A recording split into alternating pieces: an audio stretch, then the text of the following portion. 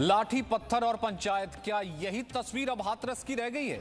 और वो लोग जो कि निकले थे, भले वो कांग्रेस के लोग हो, निकले थे कार्यकर्ताओं के साथ, दल बल के साथ कि हाथरस पहुंच रहे हैं, परिवार को न्याय दिलवाना है। आज समाजवादी पार्टी के कार्यकर्ता भी वैसे निकले, लेकिन हुआ वही 144 का उल्लंघन। परिवार के साथ जाने की बात को लेकर के पुलिस वालों से छेड़खानी और पुलिस वालों के साथ मारपीट, लाठी पत्थर और पंचायत, यही आज हाथरस का दृश्य रहा। तो आज हाथरस में न्याय के नाम पर लाठी चली है, पंचायत लगी है, सब कुछ हुआ जो कि हाथरस में नहीं होना चाहिए था। प्रमोद इस वक्त हमारे साथ मौजूद है, सीधा उन्हीं का रुख करेंगे जो कि ग्राउंड जीरो से मौजूद है। साथ ही साथ शोएब रजा भी मौजूद है, सुबह से हमें अपडेट कर रहे हैं। लेकिन उससे पहले इस वक्त की बड़ी खबर आपको बता दें, नेताओं का जमावड़ा अब भी लगा हुआ है। हाथरस की बेटी की न्याय की लड़ाई को लेकर के लोग अब भी पहुंच रहे हैं। कल कांग्रेसी कार्यकर्ता पहुंचे थे और राहुल गांधी, प्रियंका गांधी को जाने की इजाजत दी गई थी सिर्फ 5 लोगों के साथ हाथरस में। वहीं लेकिन पूरे दमखम के साथ तो कांग्रेस के नेता पूरे जैसे कहते हैं शक्ति प्रदर्शन के साथ तो यूपी पहुंचे थे। वहीं अब समाजवादी पार्टी कैसे पीछे रहती? आज समाजवादी पार्टी देर से ही सही वो भी हाथरस पहुंच गई। हालांकि जब हमने ये सवाल पूछा गया कि बलरामपुर क्यों नहीं पहुंचे, बलरामपुर भी तो पहुंचा जा सकता था, क्या वहां पर न्याय सूट नहीं करता? अगर न्याय की लड़ाई है तो सबके लिए होनी चाहिए। लेकिन ऐसे में आज आगजनी भी हुई, लोग इकट्ठा भी हुए और हाथरस में लाठी डंडे भी चले। अब गांव की अगर मैं आपको बात बताऊं, 5 लोगों से ज्यादा जाने की इजाजत नहीं है। अब ये तस्वीरें देखिए, ये देखिए फुल फ्रेम में ये तस्वीरें दिखा रहा हूं, पूरी स्क्रीन पर आप इसे देखिए। सैकड़ों की संख्या में, अब सैकड़ों की संख्या में समाजवादी पार्टी के कार्यकर्ताओं का काम क्या था? अब ये राजनीतिक शक्ति प्रदर्शन आए थे या फिर कुछ अपने तरीके से वोट बैंक को लुभाने आए थे? करने क्या आए थे? शोएब रजा, सबसे पहले आप बताइए, हालात कैसे बिगड़े, कहां बिगड़े, क्या हुआ था? जी बिल्कुल,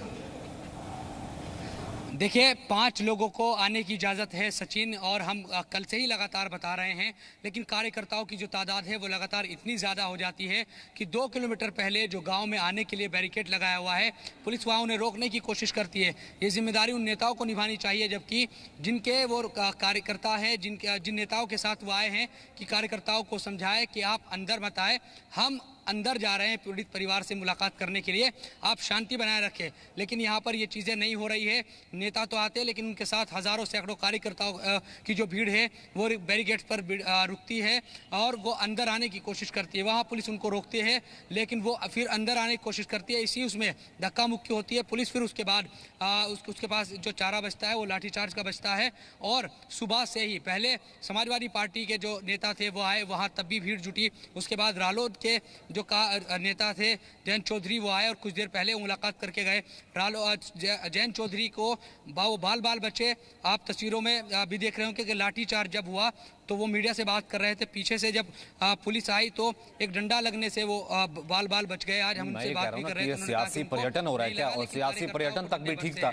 अब जब जांच सीबीआई तक को सौंप दी गई है, अब अपने नेताओं के साथ शक्ति प्रदर्शन करके पीछे आना, आपने देखा कि जयंत चौधरी आए और पीछे समाजवादी पार्टी के लोग कार्यकर्ता आए कि भैया आप करने क्या आए हैं? कोई ये पूछे कि आप किस ऐसे परिवार को न्याय दिलवाने आएंगे जब जांच सौंप दी गई है और आप भीड़ जमावड़ा जहां 5 लोग से ज्यादा नहीं जा सकते, इस तरीके से आप खड़े हुए। घटनाक्रम क्या हुआ, कैसे बिगड़ा, वो आप देखिए, फिर उसके बाद प्रमोद का रुख करते हैं।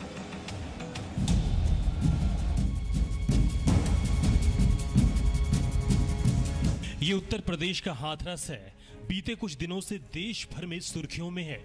न्यूज चैनलों से लेकर नेताओं तक, शहरों से लेकर गांवों तक, घर घर में हाथरस चर्चा का विषय है।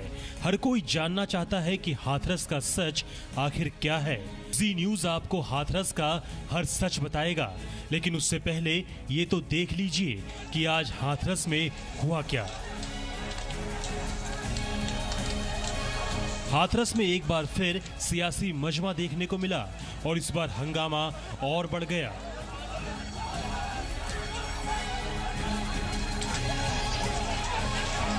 समाजवादी पार्टी कार्यकर्ताओं और पुलिस के बीच झड़प हुई।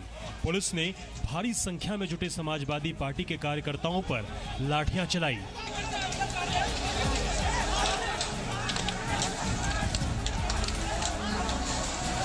आज पीड़ित परिवार से मिलने समाजवादी पार्टी का प्रतिनिधि मंडल हाथरस पहुंचा था, जिसमें धर्मेंद्र यादव भी शामिल थे।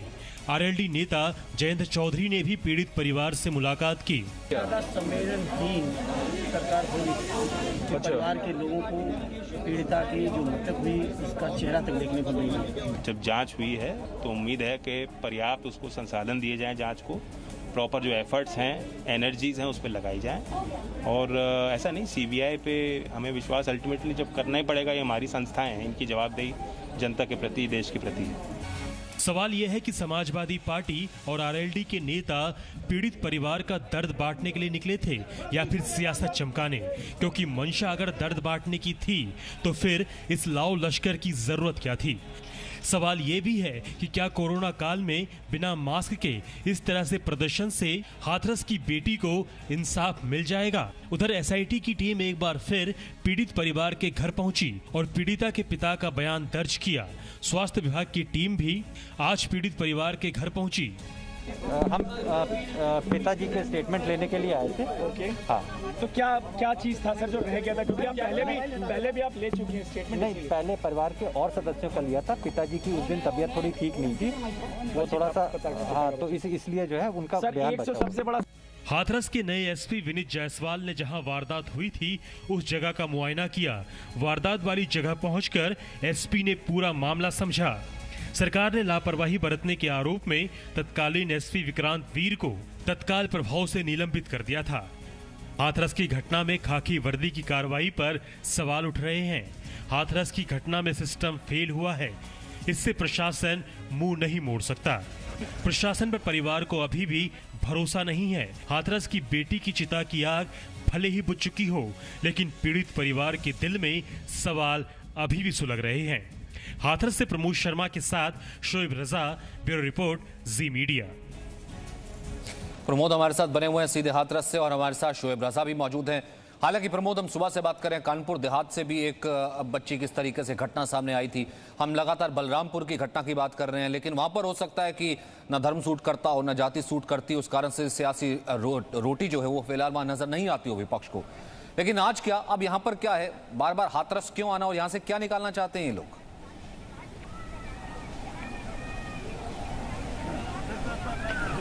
देखिए, बिल्कुल हाथरस जो है इस वक्त जो पॉलिटिकल टूरिज़्म है वो बन चुका है। तमाम जो राजनीतिक दल हैं वो अपनी खोई हुई ज़मीन जो है वो जातीय समीकरण को साधने में लगे हुए हैं। जहाँ समाजवादी पार्टी आई और उसके बाद पहले कांग्रेस आई थी, उसके बाद अब जो दलित नेता हैं चंद्रशेखर आज़ाद उर्फ रावण, वो यहाँ पर आए हैं। फिलहाल मैं अपने कैमरामैन को कहूँगा वो दिखाएं कि ये ठीक है यहाँ पर अभी पहुँचे हैं, परिवार से मिलने के लिए जा रहे हैं और उनके साथ में उनके कार्यकर्ता हैं। पुलिस प्रोटेक्शन में उनको यहाँ लेके आई है, परिवार से मिलवाएगी। और इसके साथ ही यहाँ जयंत चौधरी आज आए थे और समाजवादी पार्टी के कार्यकर्ताओं के ऊपर बाकायदा पुलिस ने लाठीचार्ज भी किया था, क्योंकि जिस तरीके से अनुमति नहीं है ज़्यादा लोगों को गाँव में आने की, उसको तोड़कर वो अंदर आना चाह रहे थे। और उसके बाद अभी पूरी तरीके से पॉलिटिकल टूरिज़्म ये बन चुका है।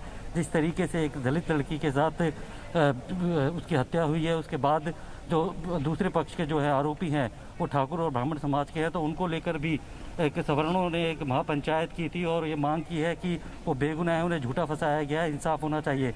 जब योगी आदित्यनाथ ने इस पूरे मामले की जांच सीबीआई से कराने की सिफारिश कर दी है, जिसकी मांग पहले पीड़ित परिवार भी कर रहा था, अब राजनीतिक दल उन्हें इस बात को कहकर भड़का रहे हैं कि सेंटर के अधीन आती है सीबीआई, इसलिए आप किसी रिटायर्ड सुप्रीम कोर्ट की जज की निगरानी में जांच करवाए।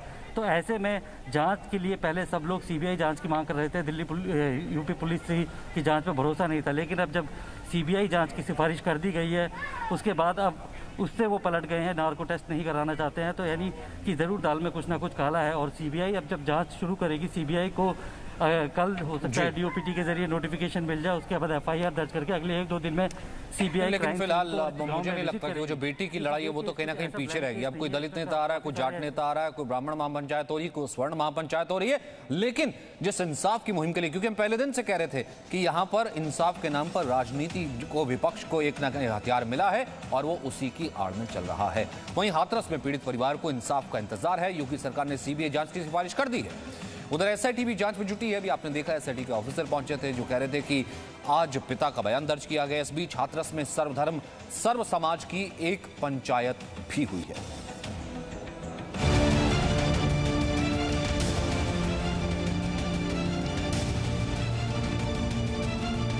हाथरस पर आज सबसे बड़ी पंचायत हुई।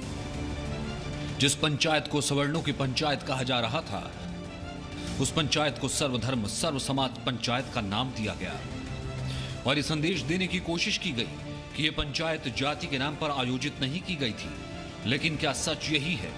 आखिर इस पंचायत की जरूरत क्यों पड़ी और इस पंचायत में क्या हुआ, ये जानने के लिए जी न्यूज की टीम भी पंचायत में पहुंची।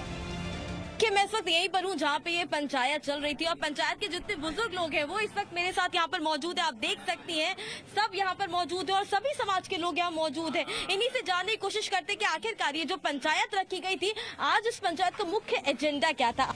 पीड़िता के गाँव से करीब 8 किलोमीटर दूर हाथरस सिटी में हुई पंचायत करीब 1 घंटे तक चली। जी न्यूज ने भी पंचायत का पक्ष जानने की कोशिश की। जी न्यूज से बातचीत में पंचायत के शामिल लोगों ने कहा कि सीबीआई जांच से निष्पक्ष फैसला होगा। कि ये जो सरकार ने जितना बढ़िया आदेश दिया है इसका स्वागत करते हैं और बहुत अच्छी बात है कि यह न्याय जरूर होना चाहिए। लोगों का कहना था कि इस मामले में दूध का दूध और पानी का पानी सामने आएगा। इसके लिए सभी पक्षों का नार्को टेस्ट होना चाहिए। माननीय मुख्यमंत्री जी का जो आदेश है सीबीआई जांच और नार्को टैक्स के लिए, उसके लिए सभी समाज सभी वर्ग तैयार है। उस न्याय को सब स्वीकार करेंगे क्योंकि भारतीय संविधान में न्यायपालिका का सम्मान है। अगर न्यायपालिका हमें दोषी करार देगी तो हम उसे मानेंगे। पोस्टमार्टम रिपोर्ट सामने आने के बाद यूपी पुलिस का दावा है कि पीड़ित का रेप नहीं हुआ। यूपी सरकार ने एसपी डीएसपी समेत 5 लोगों का नार्को टेस्ट कराने का आदेश दिया है। पीड़ित परिवार का भी नार्को टेस्ट होगा ताकि सच सामने आए। लेकिन हाथरस में पीड़ित परिवार नार्को टेस्ट कराने के लिए राजी नहीं है। नार्को के लिए आप तैयार हैं? हमने कहीं भी झूठ नहीं बोला। पहली बात तो ये है कि हमारे साथ इतना अत्याचार हो रहा, हमारा ही नार्को टेस्ट है तो हम इसमें थोड़ा भी नर्वस हैं। पीड़ित परिवार को सीबीआई जांच पर भी भरोसा नहीं है। पीड़ित परिवार चाहता है कि पूरे मामले की जांच सुप्रीम कोर्ट की निगरानी में हो। नहीं, हम लोगों की मांग नहीं है सीबीआई जांच के लिए। क्या चाहती हैं? कोई भी मांग नहीं है हमारी तरफ से, कोई भी मांग नहीं। सुप्रीम कोर्ट की निगरानी में सब कुछ हो, बस यही बोलना है और कोई भी हम लोगों की मांग नहीं है। हाथरस की सच्ची और प्रमाणिक खबरें आप तक पहुंचाना हमारी जिम्मेदारी है। हाथरस के हर किरदार की आवाज सीधे हम आप तक पहुंचा रहे हैं। हाथरस में पीड़ित परिवार को है इंसाफ का इंतजार। हाथरस की बेटी के लिए कौन न्याय की लड़ाई लड़ रहा है और कौन अपनी सियासत चमका रहा है, ये भी सच सबके सामने आ रहा है। 20 दिन वारदात को बीत चुके हैं। पीड़ित परिवार को अब भी प्रशासन पर भरोसा नहीं है। हाथरस से प्रमोद शर्मा, शोएब रजा और हर्षा चांदवानी के साथ ब्यूरो रिपोर्ट, जी मीडिया।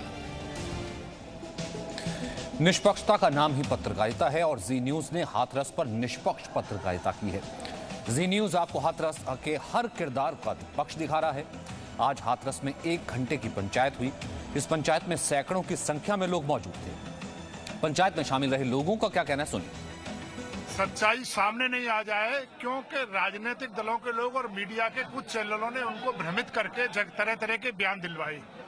अब उनको ये पता है कि सच्चाई सामने आएगी, इसलिए वो घबरा रहे हैं। जो सीबीआई जांच और नार्को टैक्स के आदेश दिए हैं इस बुलगड़ी कांड में, उन्होंने उसका समर्थन कर रहे हैं और उसका स्वागत कर रहे हैं। हिंदुस्तान में पहला केस है जिसको जो पीड़ित पक्ष है वो नार्को और सीबीआई से घबरा रहा है।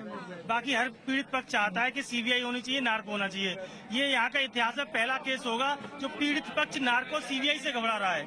अगर सीबीआई और नार्को टेस्ट होगा तो दूध का दूध पानी का पानी हो जाएगा, जो सत्य सामने आएगा। पूरी तरह से लड़की पहले दिन पहुंची है थाने चंदपा में, तो बताया है मारपीट का केस है, कोई छेड़छाड़ भी नहीं हुई है। इसको ऑन किलिंग का मामला है।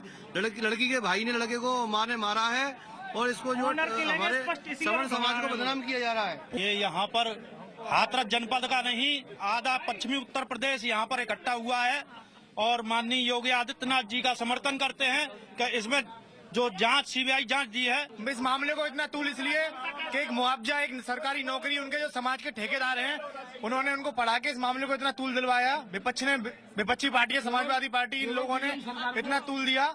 ये एक बेवजह का क्षत्रिय समाज को बदनाम करने की साजिश थी। ये हमारे चारों राजपूत भाई निर्दोष हैं, ये निर्दोष फंसाए जा रहे हैं और आगे हम अगर ये सीबीआई जांच सही से और नार्को टेस्ट करा दें ठीक है, अगर गलत फंसाए जाएंगे तो हम आंदोलन करेंगे। दूध का दूध होगा, पानी का पानी होगा। इसमें जो लोग बचेंगे निर्दोष है। ये प्रमोद हमारे साथ हैं, शोएब रजा हमारे साथ हैं। आप दोनों को मैं 30-30 सेकंड का वक्त दूंगा। प्रमोद, आपसे शुरू करता हूं। क्योंकि मामला पहले ही, आज हमने देखा है जो महापंचायत हुई, पहले स्वर्ण महापंचायत कहा जा रहा था, फिर ये सर्वधर्म महापंचायत होगी। जब इश्यू इतना सेंसिटिव है, कभी कोई दलित नेता दलित के नाम पर आ रहा है, कभी कोई ब्राह्मण नेता आ रहा है, कभी कोई जाट नेता आ रहा है, प्रशासन के हाथ पहले ही बंधे हुए क्योंकि प्रशासन पहले ही बैकफुट पर था। क्या कुछ कोशिश की जा रही है कम से कम इस सेंसिटिव चीज को आगे बढ़ने से रोका जाए, जाति जाति ना हो या फिर तनाव ना फैले?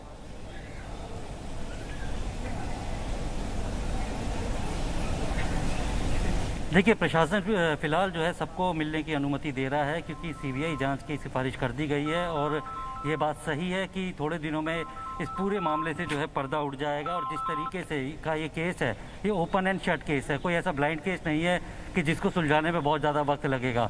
जिन लोगों को फंसाया गया है उनकी लोकेशन कहाँ पे थी, और जिस तरीके से पोस्टमार्टम रिपोर्ट में रेप की पुष्टि नहीं हुई है, ना ही वो इस अलीगढ़ की फॉरेंसिक साइंस की लेबोरेटरी से जो रिपोर्ट आई है, ना ही ये सफदरजंग में जहाँ पोस्टमार्टम हुआ, तो ऐसे में जिन लोगों को फंसाया गया उनकी लोकेशन कहाँ थी, ऐसे कुछ सारे विटनेसेस जो इस गांव में मिल जाएंगे। और जिस तरीके से जो पुरानी रंजिश के मामले में आरोप लगाए गए हैं, वो आरोप कितने सही हैं, तो सीबीआई बिल्कुल तरीके से थॉरो इन्वेस्टिगेशन जब करेगी और तमाम साइंटिफिक एविडेंस को एनालाइज करेगी हम तो सीबीआई की जांच पर भरोसा करते हैं। Shoaib, last comment.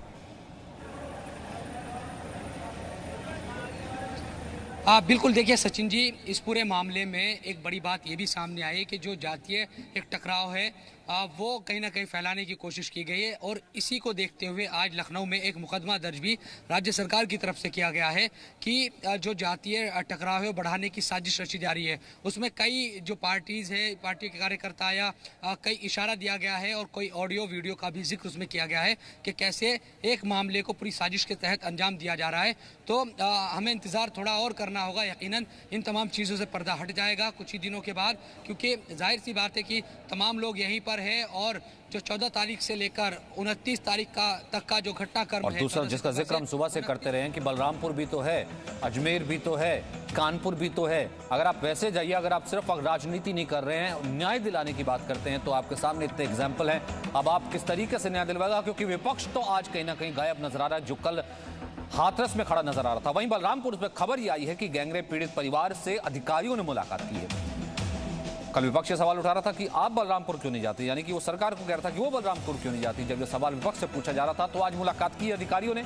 एडीजी कानून व्यवस्था और अपर मुख्य सचिव परिवार से मिले हैं। प्रशांत कुमार और अवनीश अवस्थी ने परिवार से जानकारी ली है, मुलाकात की।